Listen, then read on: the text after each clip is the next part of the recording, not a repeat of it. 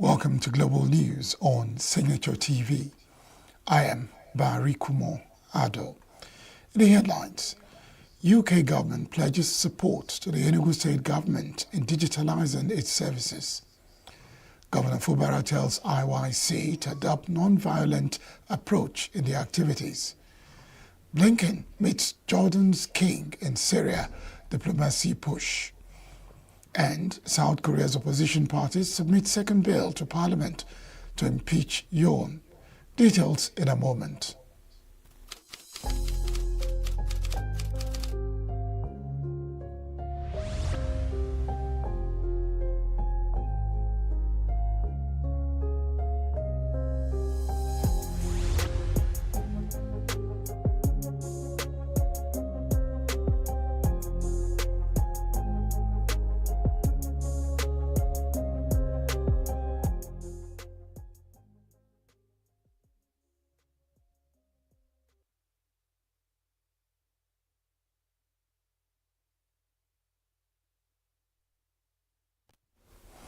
The British Deputy High Commissioner to Nigeria, Gil Lever, has pledged the commitment of the British government to assist in building the human capital in ENUGU state.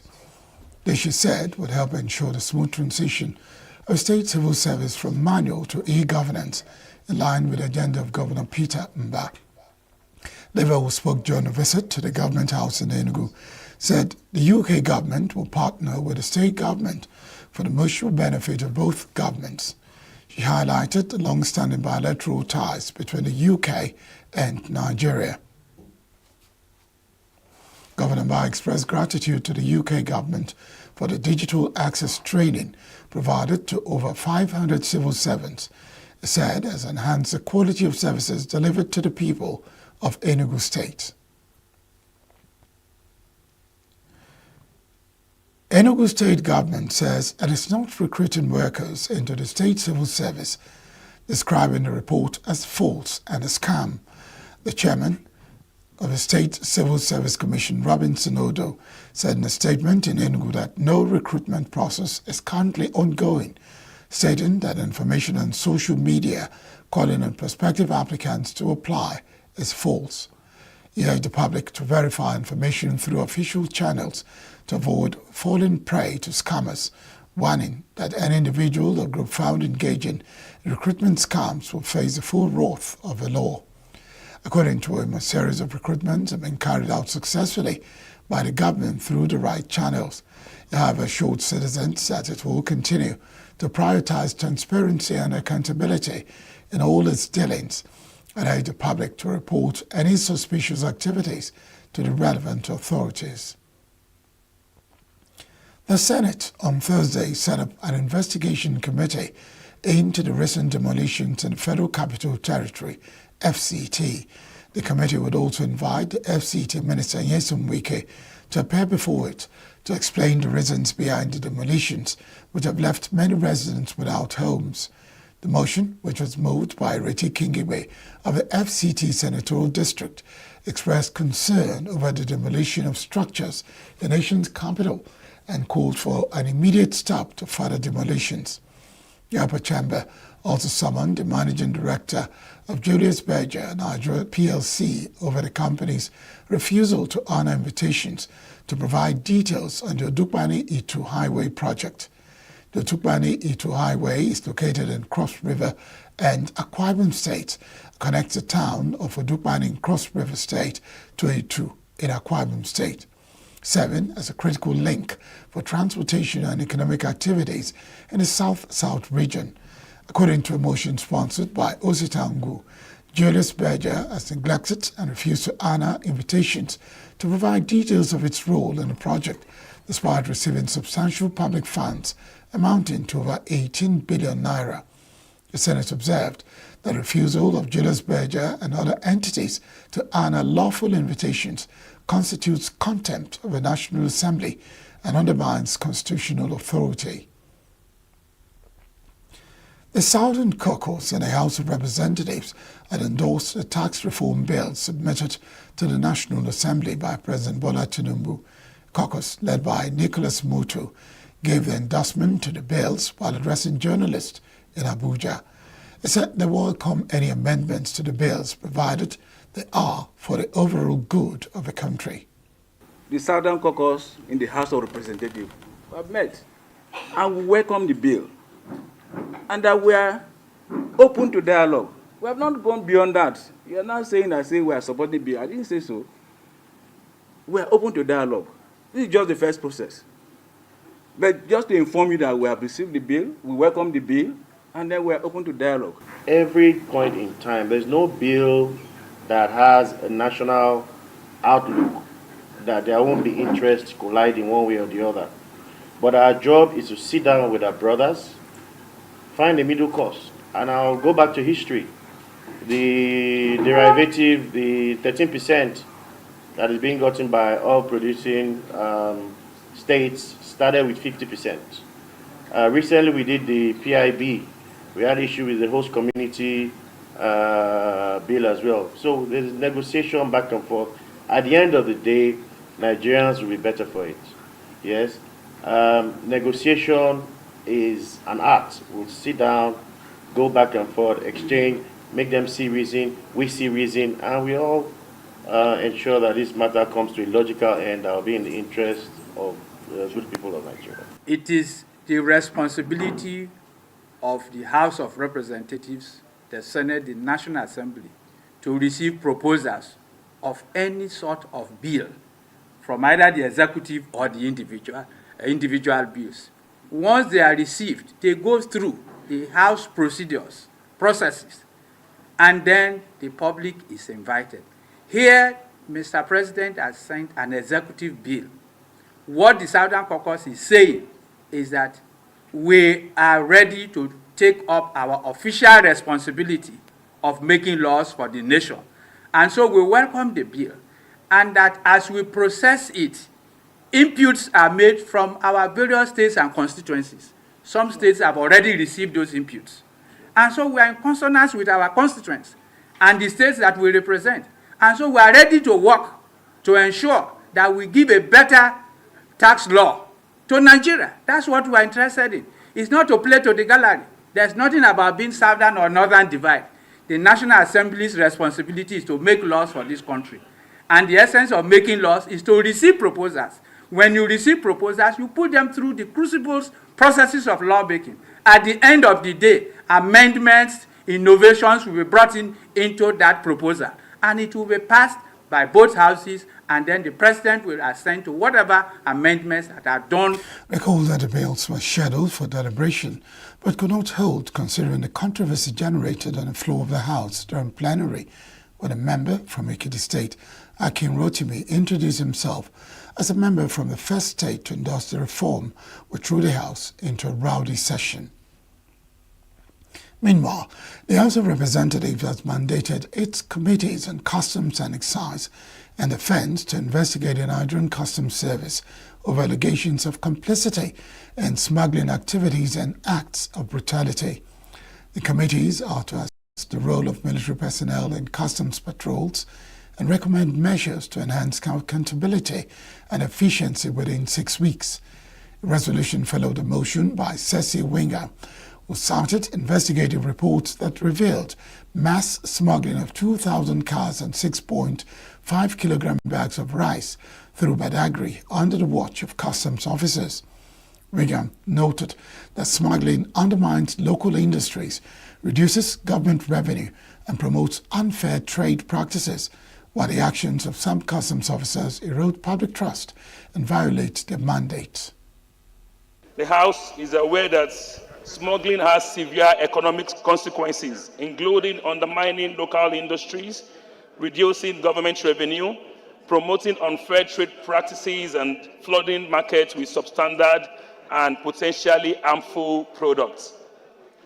The House is further aware that the actions of some officers within the Nigerian Customs Service contravene its core mandate, erode public trust, and raise concerns about oversight of joint security operations involving military personnel.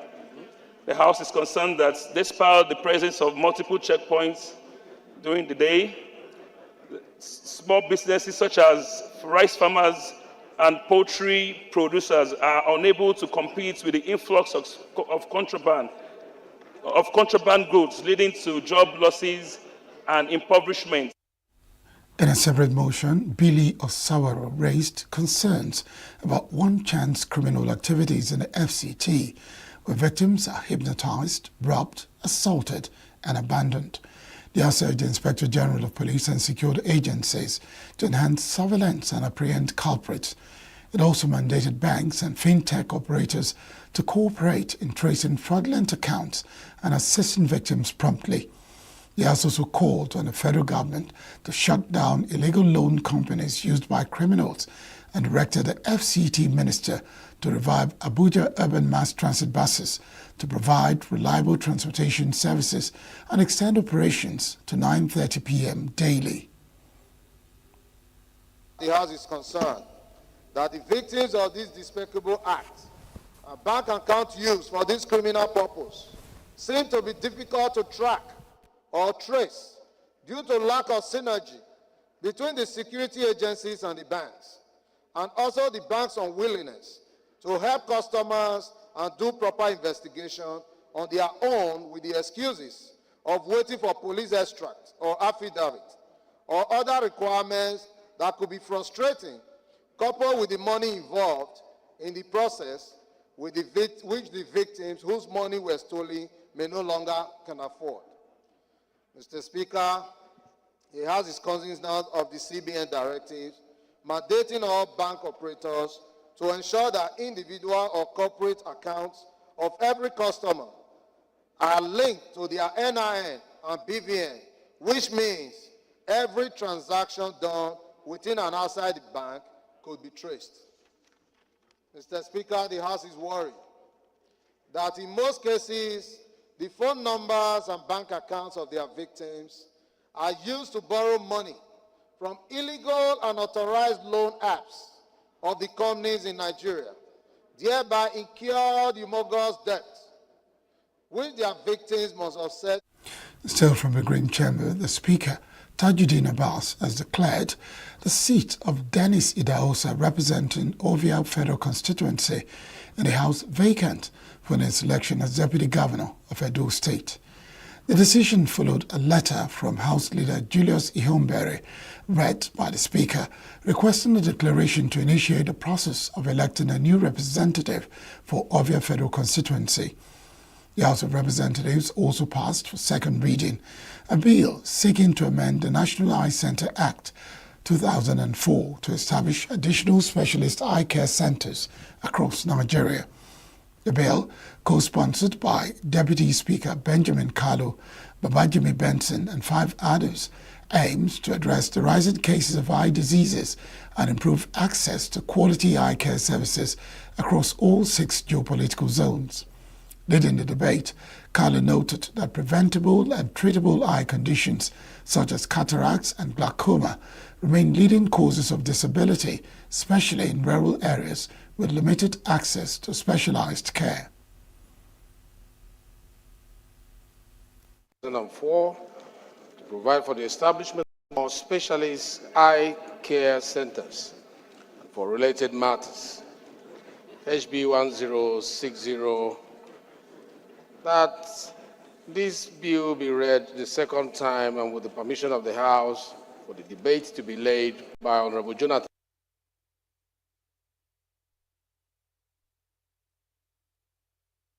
State for Defense Dr. Bello Matuwale says the reforms and robust economic policies put in place by President Bola Tinubu are already yielding significant positive results. In a statement released on Thursday in Abuja by the Director, Information and Public Relations in the Ministry of Defense, Henshaw Oguwike, the minister noted that the policies, which include the new tax reforms and several key achievements across various sectors, were already contributing to a turnaround in the nation's economy. Matawale, who stated that a turnaround in the economy would, in the long run, benefit all Nigerians, urged critics of the Tinubu administration, particularly those from northern Nigeria, to be positive in their narrations. He explained that reforms were designed to create a more equitable tax system which will enhance revenue generation for the government while easing the financial burden on ordinary citizens and small businesses. According to him, tax reforms aim to simplify the tax administration process, making it easier for individuals and businesses to comply, as well as help foster a more business-friendly environment and encourage entrepreneurship and innovation, which are essential for driving economic progress. He emphasized that the present administration had made giant strides in enhancing capabilities of the Nigerian military through the provision of modern hardware and equipment. Still to come, Governor Fubara tells IYC to adopt non-violent approach in their activities. Onitsha resident battles spinal cord injury following attacks from state government agents. Stay with us.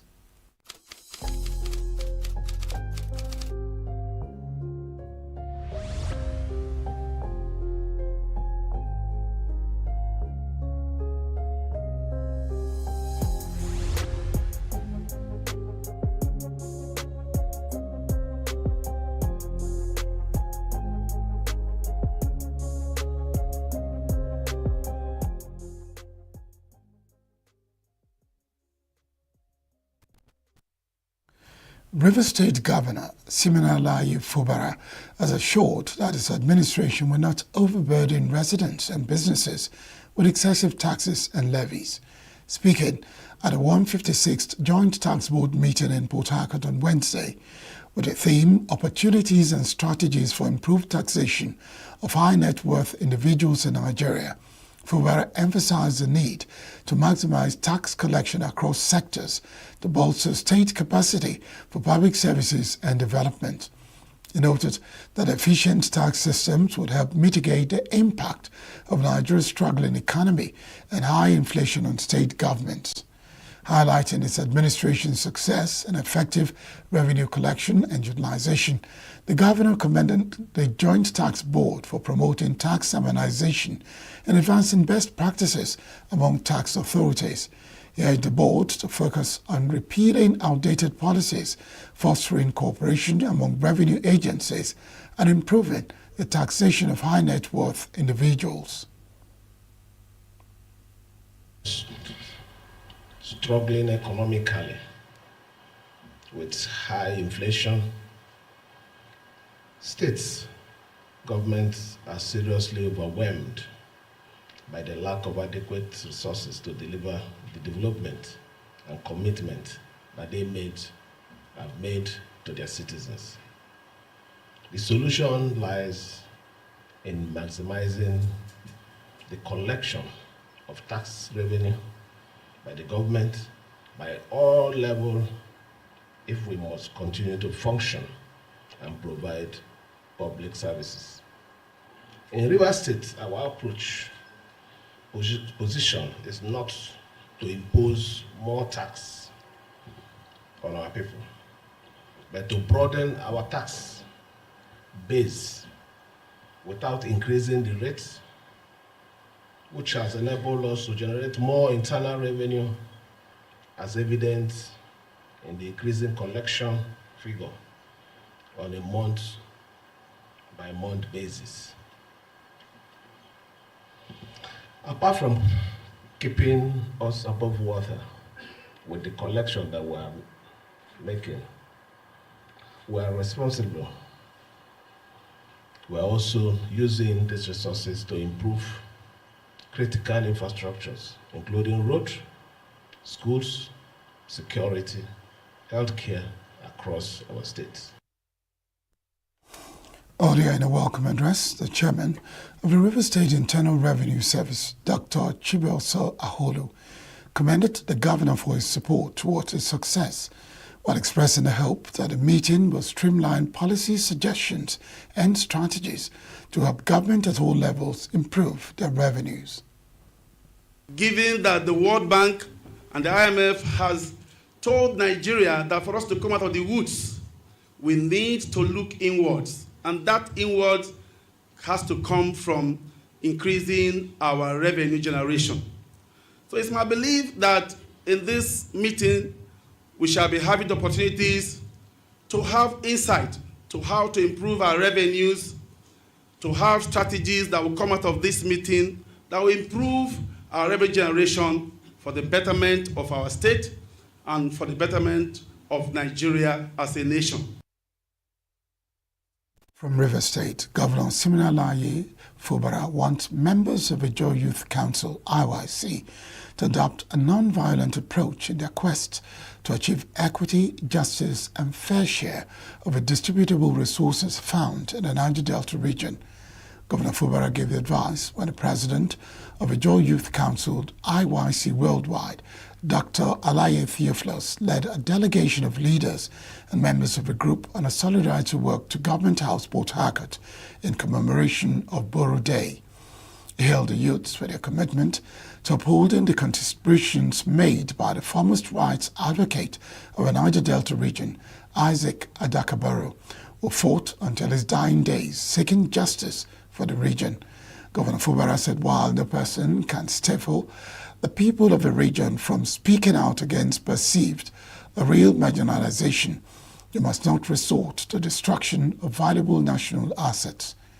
The president of the Ijaw Youth Council, IYC Worldwide, Dr. Alaye Theophilus, said that IYC has, in its 26 years, remained committed to seeking desirable attention and addressing the many economic, political, and environmental injustices meted out to the region.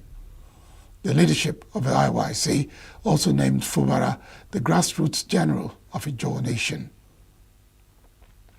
As the year 2024 gradually draws to an end and Nigerians are back on the end-of-year holiday plans, there are concerns about incessant kidnappings on the highways across the country. The situation is worsened by the astronomical increase in the price of flight tickets, making that option a no-go area for the average Nigerian. The Director General of African Writers Center, Lagos, Ama A. Abba, who voiced his concern on the situation, called on the federal government to take urgent action to stem the tide of incessant kidnapping on the highways. This, he said, could be achieved by establishing a forest guard, lamenting the rising insecurity, especially along the north-south corridor, where several incidents of kidnapping have happened this year. Lamented that travel from the south to northern Nigeria corridor has become so precarious that most passengers say their last prayers before embarking on such trips, as there is hardly a week without incidents of kidnapping on the highway. The Nigerian Railway Corporation has disclosed plans to increase its passenger volume on the Port Harcourt-Aba corridor during the Yuletide. The Southeast Zonal Public Relations Officer of the corporation, Onyedikachi Onovo, will disclose this in an interview in Umuahia on Thursday, said that the corporation was already refurbishing additional vehicles to achieve the plan. The move, he said, was aimed at reducing the current overcrowding of vehicles by passengers. It disclosed that 2 vehicles and a baggage van have arrived at Aba and are currently undergoing rehabilitation and will be attached to trains as soon as rehabilitations are completed to beat the usual Christmas rush. Onovo further disclosed that the Port Harcourt-Aba train currently takes between 500 and 900 passengers per trip, and that with additional vehicles it will be able to convey about 1,000 passengers per trip and no fewer than 2,000 passengers daily. Civil society organizations in Kogi State and other key stakeholders have lamented the spate of attacks, rape, and kidnapping of women in the state as they participate in the 16 days of activism to end gender-based violence. The groups joined a peaceful rally in Lokoja to register their grievances, said the rate of gender-based violence against women with disabilities remain high. Speaking on behalf of the group, the executive director challenged Parenthood Initiative, Eunice Abogun, urged the Kogi state government to create an enabling environment for establishing a sexual assault reference center for survivors of gender-based violence. He said there have been reports of series of attacks, especially on women at various levels, wife-bettering cases of rape and kidnapping of women in the state. She also spoke of a high incidence of teenage pregnancy and that as a result of a rape, which he said requires urgent attention from every segment of a society, especially security agencies. Also speaking, Kogi State Coordinator of the National Human Rights Commission, Nuhu Musa, called on all stakeholders to unite against gender-based violence. He frowned at the underreporting of cases of gender-based violence cases in the state, stressing that the culture of keeping silent must come to an end. The Chief of Army Staff, Lieutenant General Olufemi Oluyede, has charged students of Judo Course 98 of the Armed Forces Command and Staff College Jaji to be enterprising, diligent and resourceful. Oluyede will give the charge while addressing the students at a regimental dinner night ahead of the graduation ceremony built for Friday in Jaji, Kaduna State, so that those attributes would enable them build on their career and personal lives. Oluyede said the objective of the college was to develop the professional knowledge and understanding of selected officers to prepare them for staff and command appointments. He said the officers in the last 23 weeks had learned some vital concepts like counter-terrorism and counter-insurgency operations, estimate process and maneuvering approach to warfare, and peace support operations. The Army Chief congratulated the students on the successful completion of their course. Prizes were given to students who distinguished themselves during the training.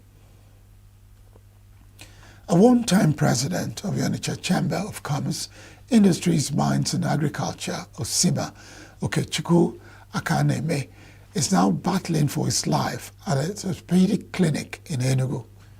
Akaneme was allegedly brutalized by agents of the Anambra State Environmental Waste Management Agency, ASWAMA, who invaded his Onitsha residence in October 2024.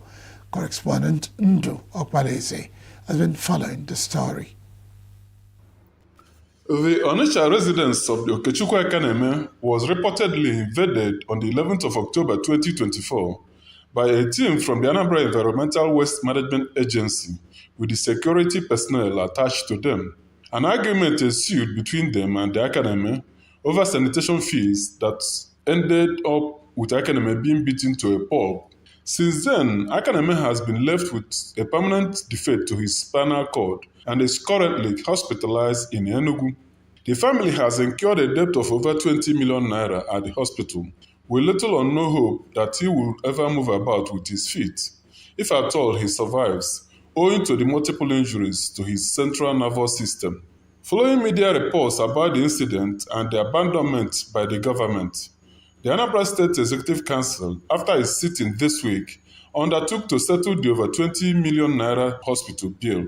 While this has been described as a welcome development, there are calls for the government to take some drastic measures against perpetrators of the act as a deterrent to others. Victor Agusiobo is a fellow of the Nigerian Guild of Editors.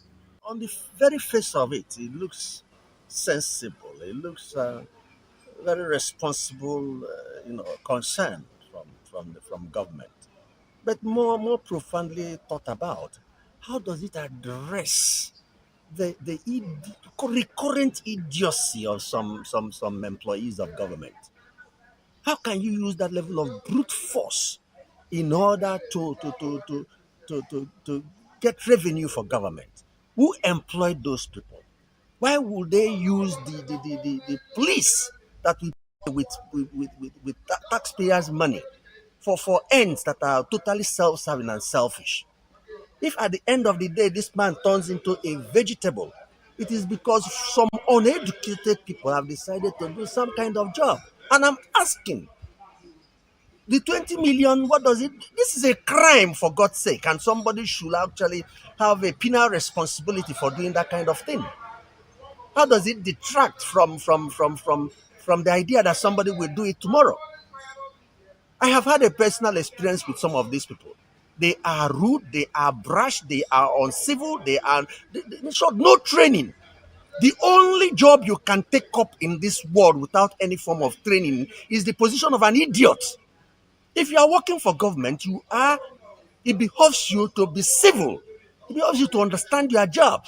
Professor Mbanefe Ogene of the Nnamdi Azikiwe University, Awka, was vehement in condemnation of the brute force that has characterized some revenue agents of the Anambra State government. So whatever that must have led to that beating is actually highly condemnable. The excesses of most of the task forces that were established in Anambra State by Governor Soludo, is actually very worrisome. In as much as we can commend them for the nice job they are doing in Anambra State, but beating of an officer or somebody that is actually a citizen of Anambra State is not actually something to be commended. It's highly condemnable. They shouldn't have done that at all.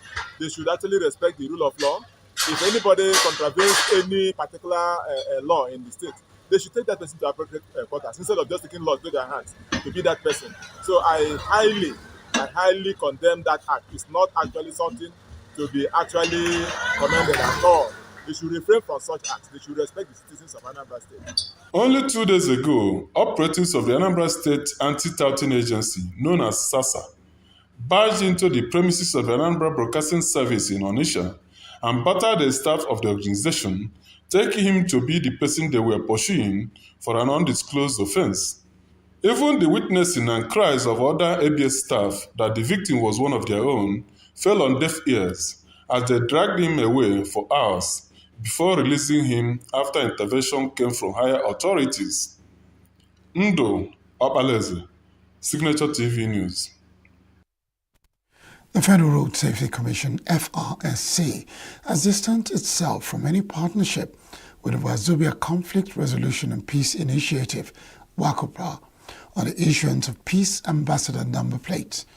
The disclaimer is contained in a statement issued on Thursday in Abuja by the core public education officer, Olusegun Ogungbemide, who said that the disclaimer was part of FRC's efforts to clarify its stance on the use of unauthorized number plates. Ogungbemide stated that the federal government number plates were reserved strictly for official use by ministries, departments and agencies, describing WACOPA's claim of partnership as entirely false. According to him, official number plates are not used to individuals or private organizations as they are. He urged the public to desist from patronizing producers of fake and illegal number plates, or warning members of the association who are presently using the number plates to take them off to avoid arrest, while those intending to purchase same should retrace their steps. And elsewhere in Benue State, the government has pledged to partner with civil society organizations to minimize gender-based violence in the state. Governor Hyacinth Alia, while receiving a draft communique from CSO stakeholders in Makurdi, where it was represented by its Chief of Staff, Paul Biam, expressed its administration's commitment to creating an enabling environment to support efforts aimed at minimizing human rights abuses.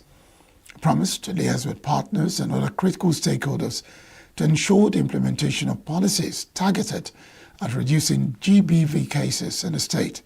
Governor Alia urged the people to be morally upright so that younger generations could emulate their positive behavior. He also tasked Benue women to educate their female children on the importance of dressing decently to avoid unnecessary harassment from the opposite sex. The CSO stakeholders called on the state governor to facilitate the signing of the amended Violence Against Persons Prohibited GBV. Up ahead, China open to talks with Trump's economic trade team, Commerce Ministry says. Russia says it will definitely respond to Ukraine's latest strike. These and more after the break. We are local. We are right now with the wife of the man that was... Why the main market is in chaos. People... We are national. Those in support of this motion as amended, say aye. Aye. We have taken the vote by default. We are international. Israeli airstrikes. Donald Trump left us the worst on...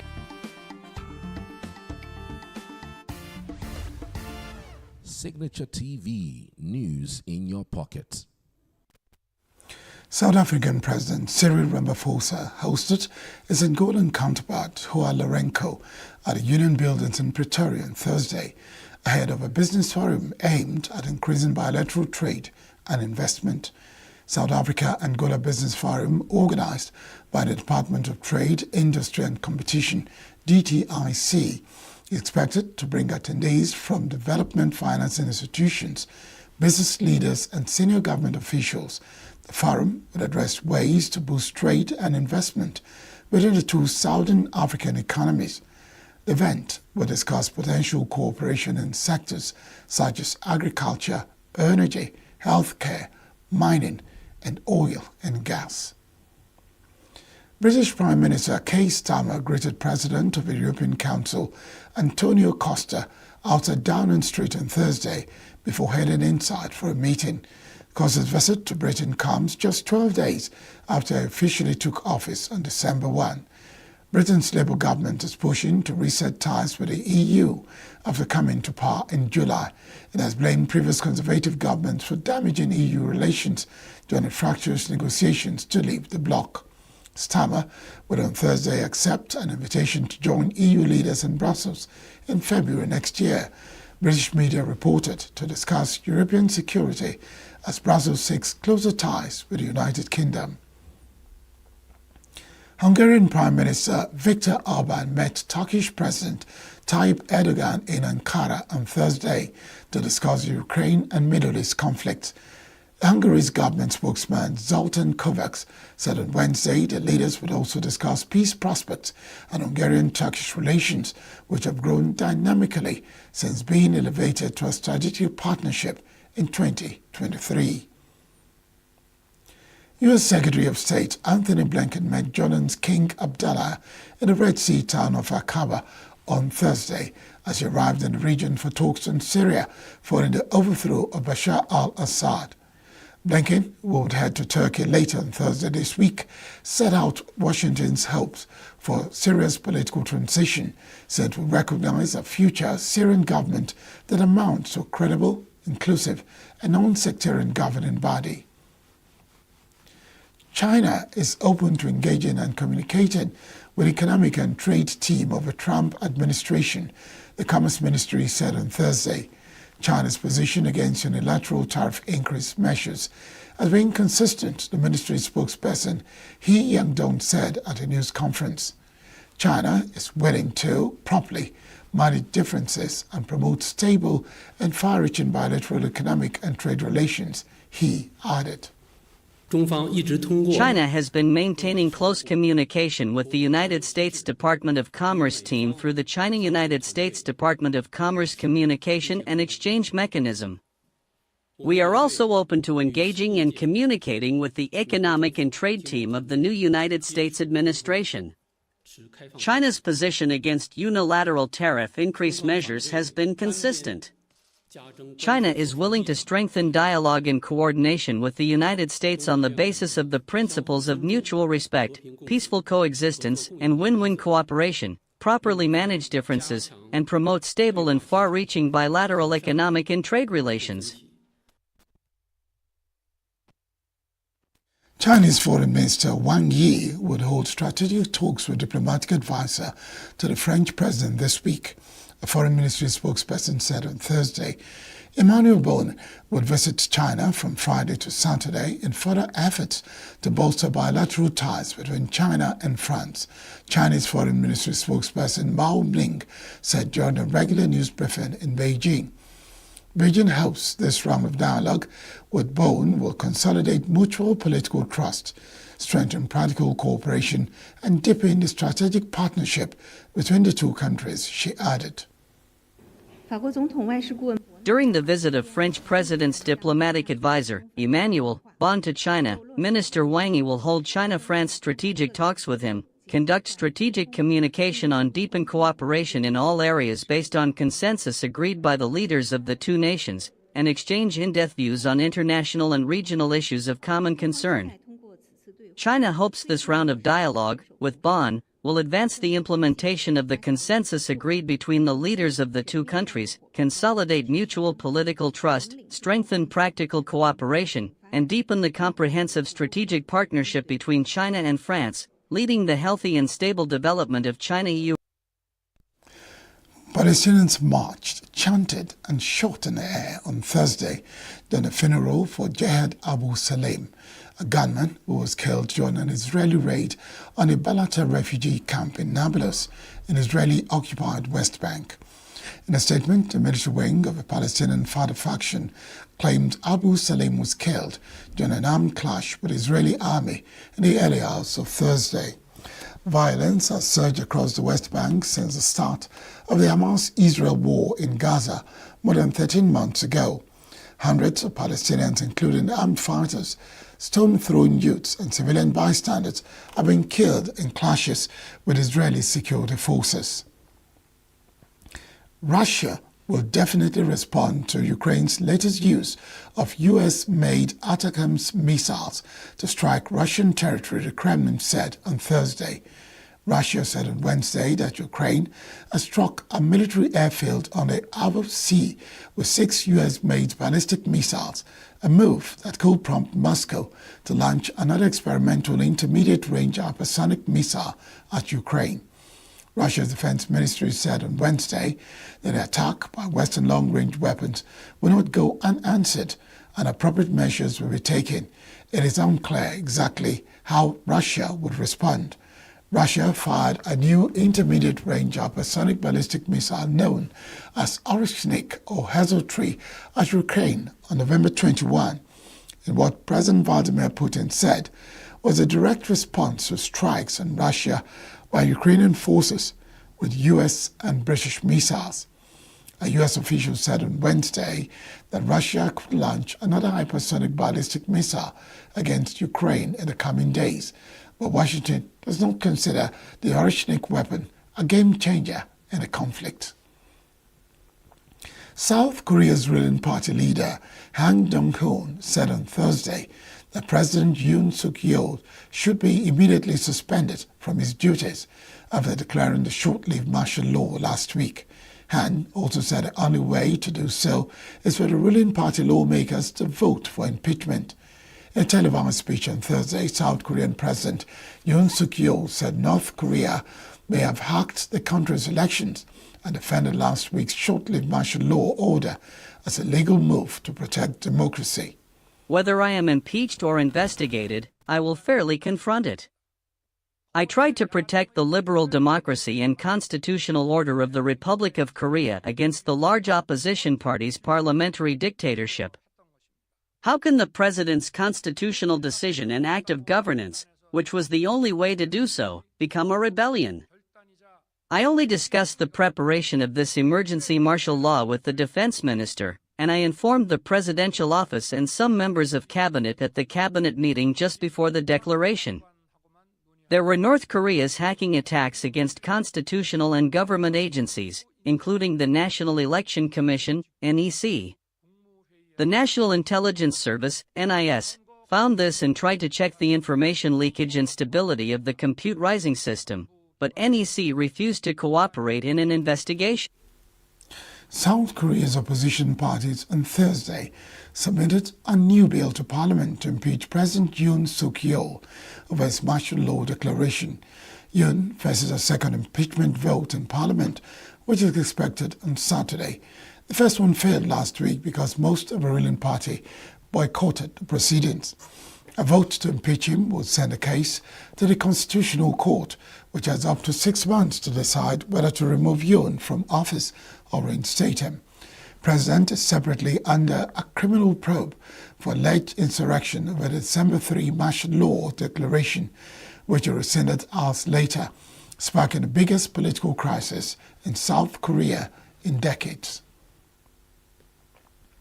Hundreds of South Korean protesters demanding the impeachment of President Yoon Suk-yeol clashed with police on Thursday as attempted to break through barricades and reach the embattled president's official residence in the capital, Seoul. Protesters, many of whom were local workers, union members, charged into police lines in the middle of major city streets around 5:30 p.m. local time. According to one protester, Kwak Kyung-sun, the demonstrators' actions were a response to Yoon's speech from Thursday morning in which he vowed to fight on and confront his political opponents. As authorities deepen their investigation into the president's botched martial law declaration from last week, eventually The protesters managed to slip past hundreds of police and occupied a major road not far from Youth's official residence, causing surrounding traffic to grind to a halt. Korean Air said on Thursday it has completed its protracted purchase of indebted South Korean rival Asiana Airlines, a major step towards forming one of Asia's biggest carriers. The 1.8 trillion won M&A deal, which stands as one of the longest to completion in the sector, was first unveiled 4 years ago by South Korea's largest carrier to rescue Asiana grappling with a plunge in demand during the COVID-19 pandemic. Korean Air acquired 131,578,947 newly issued shares in Asiana on Thursday for a stake of 63.88% in the airline, which becomes a subsidiary. A new Korean Air group could account for just over half of South Korea's passengers' capacity and will become the world's 12th largest airline by international capacity. Korean Air said Asiana's integration would not include layoffs. Swedish prosecutors closed the rape and sexual assault investigation on Thursday, saying there was insufficient evidence in a case that local media said involved French soccer star Kylian Mbappe. The prosecution has declined to name the suspect in the case of the alleged incidents at a hotel in central Stockholm on October 10. Swedish senior prosecutor Marina Chirakova said in a statement during the course of an investigation there has been a designated person suspected on reasonable grounds of rape and 2 cases of sexual assault. Swedish public broadcaster SVT and Danish Expressen and Aftonbladet, citing unnamed sources, reported in October that the suspect in the case was French footballer Kylian Mbappe, 25. The allegations against him were totally false and a slanderous rumor, Mbappe's representative said in a statement. For Thursday's announcement by the Swedish Prosecution Authority, Mbappe's club, Real Madrid, said it would not comment on the case. His lawyer and PR firm did not immediately respond to Reuters' messages seeking comment. Prosecutor Shekaranova said the designated person had not been notified and they were a suspect in a crime. Australia will provide Papua New Guinea with Australian $600 million over 10 years to support the Pacific Islands nation entering Australia's National Rugby League NRL competition, leaders of the 2 countries said on Thursday. The deal, which also aims to boost Australian tourism to its northern neighbour, comes as Australia seeks to limit China's security ambitions in the Pacific Islands. The Rugby League funding was negotiated in parallel with Australia's $200 million security agreement with Papua New Guinea, which entered into force this week, and will see Australia fund an expansion of PNG's police force and courts. Australian Rugby League Commission Chairman Peter Verlandis said PNG would have a tax advantage to recruit experienced players, although most of the expenditure will be on training and recruiting new talent. What you are gifting to us in the license to have a team in NRL goes in the heart of uniting our diverse country together. For us, it's not just sport and sport commerce, and it is deeply national unity strategy in the face of our 50th independence anniversary next year. We're working behind, and I want to appreciate Australia government for the bilateral security agreement we signed. It was signed 1 year earlier than these announcements. It is all working hand in hand, neatly, to make sure Port Moresby safe, PNG safe. So come 2028, I can give you, bet my life on this. I want to bet my life on this. It is in my own national interest to make sure PNG is safer. I have daughters and I have children who will live in PNG forever. And the catalyst to make it urgent for me right now is a 3-year window I have to 2028. And we want to make it safe for our players. We want to recruit the best players available. We're also nurturing the younger ones to be nurtured to play. And so it is, for me, this is transformational. The bilateral security agreement dovetails neatly into this one. Training police, PNG police, to work side by side, and in the long run, it just gels in very well. That's the news this hour. I am Barikumo Ado. Thanks for watching.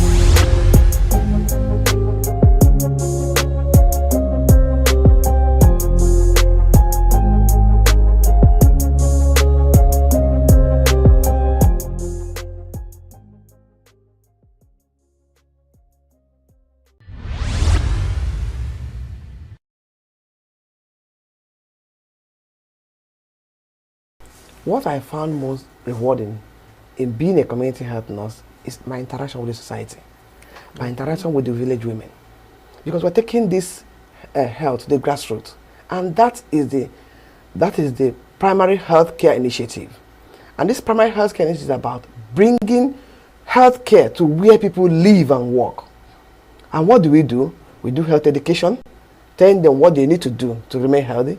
We talk about maternal and child health care, she already rightly said. When we talk about pregnant women, take care of them. They go through the antenatal to ensure that at the end of the pregnancy, we have a life baby and a life mother. We talk about environmental sanitation, which is a topic of this year's annual health day. Wellness through personal and environmental hygiene. In that environmental sanitation, we talk about how do you keep your environment clean? How do you take care of your environment so that the environment will be healthy? We talk about clearing the bushes around. We talk about destroying or doing away with empty containers that may likely contain water that mosquito would love to breed there. Then we talk about food and nutrition. How do we make the village women, how do we, the village people, how do we ensure that they have good nutrition? We don't want to talking about burger, talking about fried rice. We know our local food that they need to eat to be healthy. Then we talk about essential drugs. There are some drugs that are in essential drug list. That is essential. When you talk about essential, it means a drug that is mostly needed. Can you reel out some? We talk about anti-malaria because our area is we have malaria in our society. We talk about worm expellers. We talk about painkillers. We talk about antipyretic. We talk about small antibiotics. Antibiotics that will help them to remain healthy.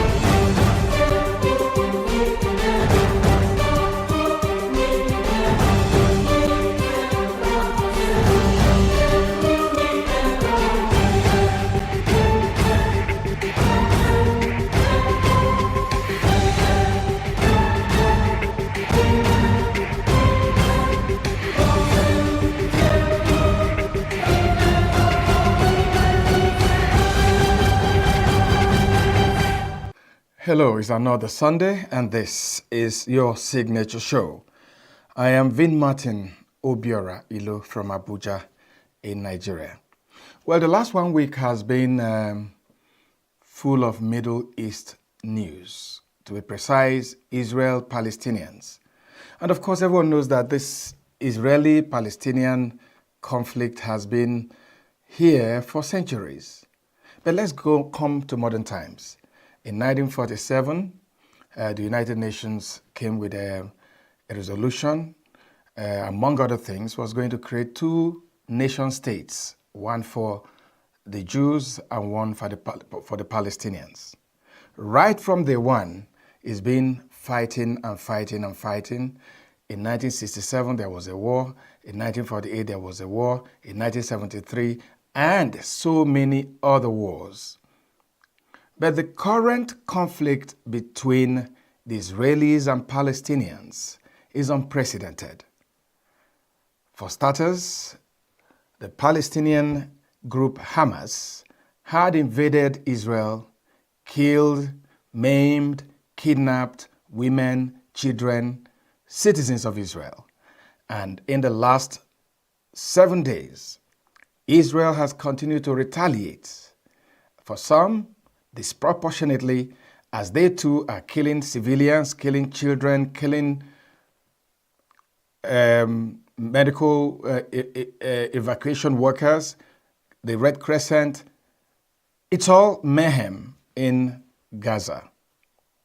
And our question continues to be, what is the way out? We've had arguments about security with peace, or peace with security, or peace before security, or security before peace. But none of these, including all the efforts made by the international community to bring these 2 nations together, none has worked. And in the last 7 days, the world is watching as thousands and thousands of innocent civilians are being killed by both sides. Well, today on our program, we are focusing on the Palestinian-Israeli conflict. We talked to the 2 top diplomats of the 2 nations in Nigeria. First, we spoke with the ambassador of Palestine to Nigeria, Abdullah Abu Shawish, and we also spoke with His Excellency Michael Freeman, Israeli ambassador to Nigeria. Don't go away. We'll be back in a moment.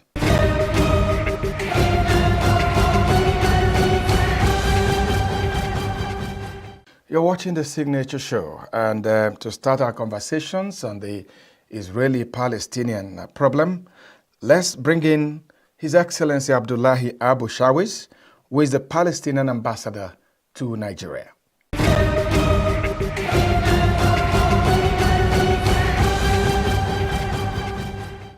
My pleasure to welcome His Excellency Abdullah M. Abu Shawish, who is the ambassador of the State of Palestine in Nigeria.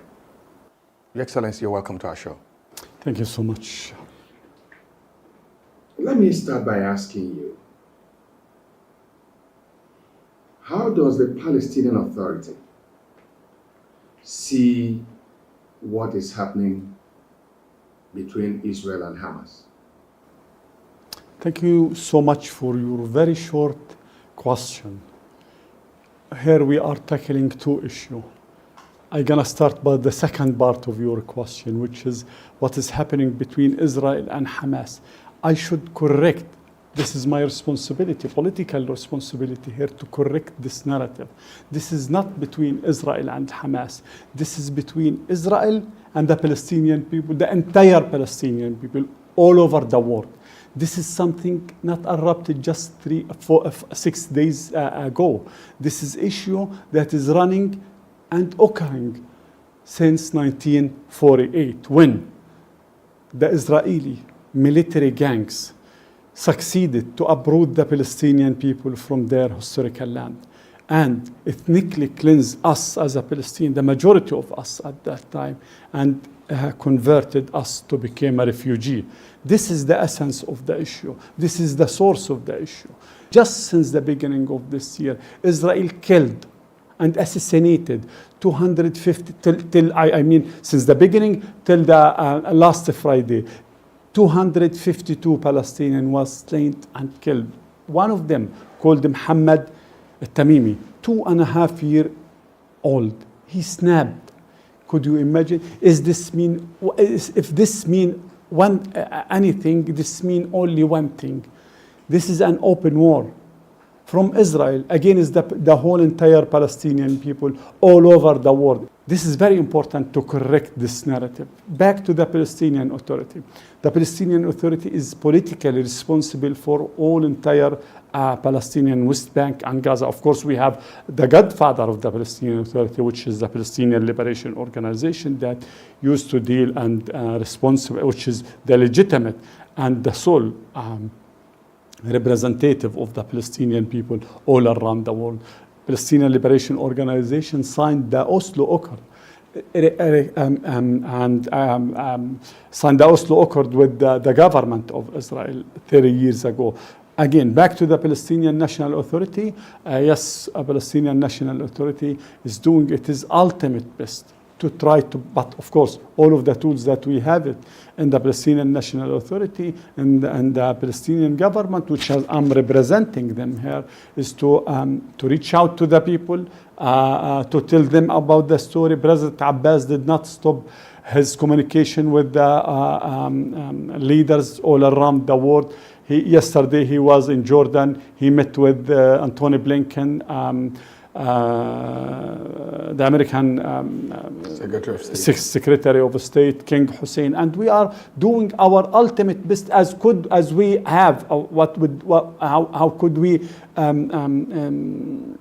according to our ability, to make sure that we can protect our Palestinian people. But unfortunately, we will not succeed in that because for a very simple reason, Israel is not accepting any mediation. Israel is running or declaring a war against the whole the Palestinian in Gaza Strip. They announced that the minister of the Israeli minister of army or the war minister declared that they are fighting human animals. Could you imagine that? He described 2.2 million inhabitants in Gaza as a human animal, and they are fighting against them. You say that the war is between Israel and the Palestinians. The war, Israel has declared a war, open war against the Palestinians since 75 years ago. That's what I'm saying. This is what I mentioned. Does that in any way mean that the Palestinian Authority, which is the legal authority over Palestine, sanctions, is in agreement with the attack that was carried out by Hamas against the Israelis last Saturday? No, this is not the right question. The question is, what is the method and what is the tools that President Abbas, who's leading the Palestinian Liberation Organization and the Palestinian, or the president of the Palestinian Authority, of course, what is the method? What is the tools that he have? And he openly declared that how he gonna resist this chronicle occupation. This is the right question. Again, we in the Palestinian Liberation Organization, we in the Palestinian Authority, represented by President Abbas, loudly, widely, and declared, announced that we gonna continue resisting this occupation with a non-violence tools.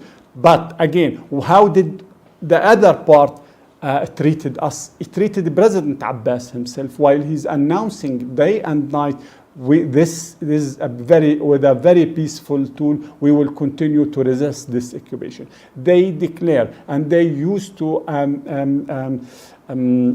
portray him as a terrorist diplomat. They considering him as a terrorist diplomat. They considering him as a very dangerous. Some of them is considering President Abbas as existentially threat on them. The government in Palestine just like you're amplifying, accuse Israel of creating an environment that is giving rise to the kind of behavior we saw with Hamas. You claim that one, Israel is not adhering to the Oslo agreements. Israel continues to carry out construction in the occupied territories. Expansion, the settlement. The settlements.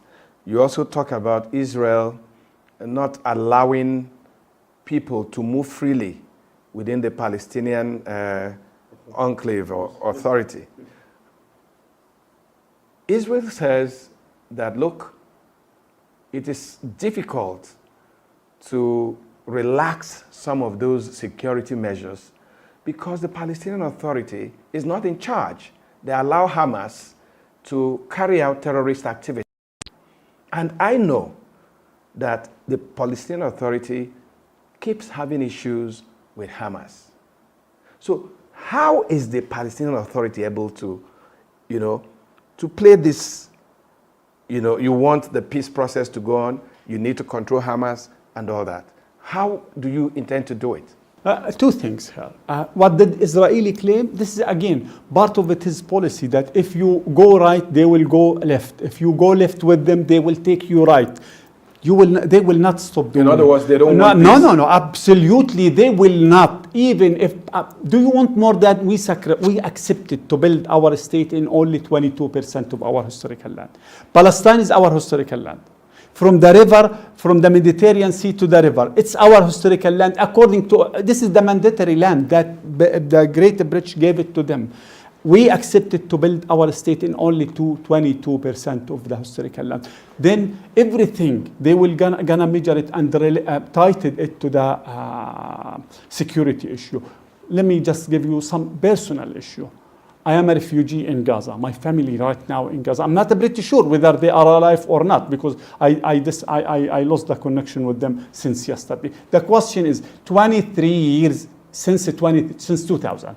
They did not allow me to visit my family in Gaza because of the security reasons. 23 years? Yes. Do you want me to give you another example, personal example? The first ever time that I exercised what's the meaning of have travel document when I was 39 years old, 14 years ago. The first time ever in my life to travel, to try to exercise what's the meaning of flying, take off and landing. This is when I was 39 years old. I used to train myself to be ready. I'm old man enough not to be, excited too much, so that I need to train myself to know what's the meaning of to go outside West Bank. I spent part of my life in West Bank. They considering me according to their security measures as infiltrator. I'm from Gaza, live in West Bank as infiltrator. Could you imagine? This is the security measure. Do you want me to give another example? One of our kids, I think 9 years old, I did not remember her name, from Gaza, have a cancer. God forbid this to touch any one of you. They refuse her family to travel with her to East Jerusalem to have their medicine. She died alone. She died alone in East Jerusalem because they refused. This is the meaning of the security, the Israeli security measure. Every single issue in our life is related to security measures. This cannot be acceptable. I'm not a security threat. My kids is not a security threat. If you want to visit us, you personal, and they think that you are allying, or to some extent you might align yourself with the Palestinian people, they will not allow you to visit us. They will not issue to you any single visa, period. This is what's the meaning of the security threat. Wake up. This is another call to all of you here in Africa and everywhere all around the world. Give us the chance to tell our story. Wake up. There is a lot of narrative. There is a lot of propaganda. We are not a security threat. Our kid is not a security threat to them. It will not be a security. So are you telling me that the Palestinian Authority cannot even issue visas people coming into Palestine? I gonna tell you more. No, we cannot. We could not control the border. We did not control the border. Could not trade freely with Nigeria unless we met their requirement. If this product I want to buy it from Nigeria, Simisis for example, if it is not met their requirement, I will not be able to buy it, to import it. Period. If I want to buy a car, Nigeria is producing some cars. I think I stand to be corrected. I cannot, if this car did not meet their requirement and conditions, I cannot. We cannot, as a Palestinian, I cannot issue a visa to you. Period. I cannot. 60% of the Palestinian people, part of them is my family. Abu Shawish family cannot visit me in West Bank or in Gaza because they are not allowed to visit us. They did not issue to them a permission to come to visit us. Part of the Palestinian who is from West Bank, married from the Palestinian inside Israel, carrying the Israeli passport, cannot gather together. So cannot live together. You're telling me that Palestinians in West Bank cannot travel freely between Gaza? Yes. Palestinians can move freely? Yes. Except the Israelis give such permission? Yes.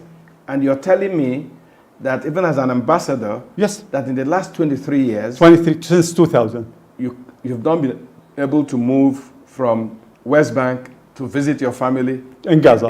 You know how much the distance to drive, to take my car and to reach my home in Gaza, my family home in Gaza? 1 hour, 20 minutes. 23 years. I surprised you because no one will give us in this world the opportunity to tell those very human stories. No one will say that they did not accept the mother of the baby to go with her to take her chemical medicine, and she died alone in West in Jerusalem. One of the issues that Israelis are raising in this current conflict is that Hamas operatives or Hamas fighters went to a musical concert. It's not true at all. I know what you want to say. Okay, go ahead. But I'm gonna tell you it's not true. That they moved, forced their way into this concert, killed children, killed women, slashed their heads. Slashed up of their head, took children prisoner, shot some, and they're saying that these are actions that are not acceptable anyway. At all, and it's not only for Israel. For you, it should not be acceptable. For me, as a Palestinian, it should not be acceptable. And it's not acceptable. It's not acceptable. All of this is a propaganda. Even the White House, Biden himself, President Biden himself, 3 days ago, 3 days I think ago, he repeated the same propaganda. Then 2 days ago, the White House retracted from this and say, no, he did not mean it. I'm not pretty sure about the wording itself, but he retracted from it, and he mentioned that the White House declared that President Biden was built his claim on evidence that he took it from the Israeli media.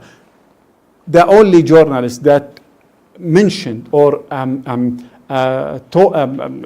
distribute this story is Carla. I think I'm pretty sure I have her name in my office. Then she mentioned that not far away from her, but the camera did not catch it. Far away from her, there is 14 babies. Babies was their head was cut. Then next day she tweeted that she did not saw the bodies, but she mentioned that according to one of the Israeli soldiers. A lot of people who follow developments in the Middle East, especially as it affects the Palestinians and the Israelis. Of course. A lot of people have issues with how the Israelis treat Palestinians and how some groups like Hamas treat Israelis. And my question to you, Mr. Ambassador,